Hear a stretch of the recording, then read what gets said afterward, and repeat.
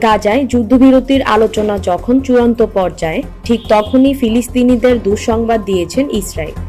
দেশটি জানিয়েছে ফিলিস্তিনিদের উত্তর গাজায় ফিরতে দেওয়া হবে না। মঙ্গলবার আনাদোলু এজেন্সির এক প্রতিবেদনে এই তথ্য জানানো হয়েছে। ইসরায়েলের সংবাদ মাধ্যম জানিয়েছে, ইসরায়েলের সেনাবাহিনী উত্তর গাজায় ফিলিস্তিনিদের তাদের বাড়িতে ফিরে যেতে বাধা দেওয়ার পরিকল্পনা করছে।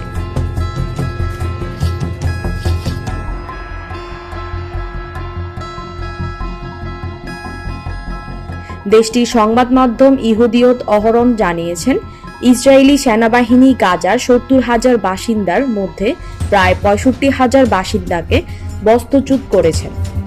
বর্তমানে এইসব ফিলিস্তিনি স্কুল এবং ক্লিনিকের মতো বড় বড় আশ্রয় কেন্দ্রে আশ্রয় নিয়েছে।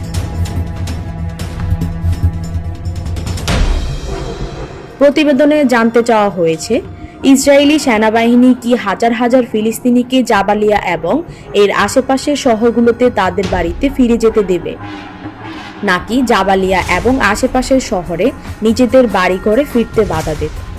যদিও ইসরায়েলি বাহিনীর হামলার কারণে এইসব বাড়িঘরের বেশিরভাগ ধ্বংস হয়ে গেছে।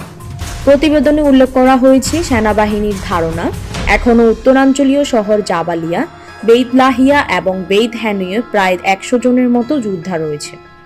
ইসরায়েলি এই সংবাদ মাধ্যম জানিয়েছে, গত বছর তেল আবিব 1 মিলিয়ন ফিলিস্তিনিকে দক্ষিণ গাজায় ফিরে যেতে বাধা দিয়েছিল।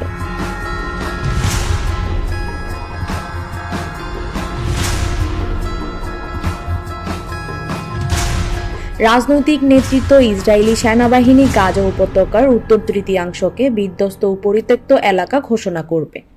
ইহুদিয়ত অহরণ জানিয়েছেন, সেনাবাহিনীর এই অভিযানের লক্ষ্য হল গাজার বাসিন্দাদের জাবালিয়া, বেইত হ্যানুইন ও বেইত লাহিতাদের তাদের বাড়িতে ফিরে যেতে বাধা দেওয়া। একইভাবে তারা ইসরায়েলি বস্তি স্থাপন করে নেটিভ আহসার, সেদরত, মেফসেল এবং এরেস নিজনের দখল নিয়েছে।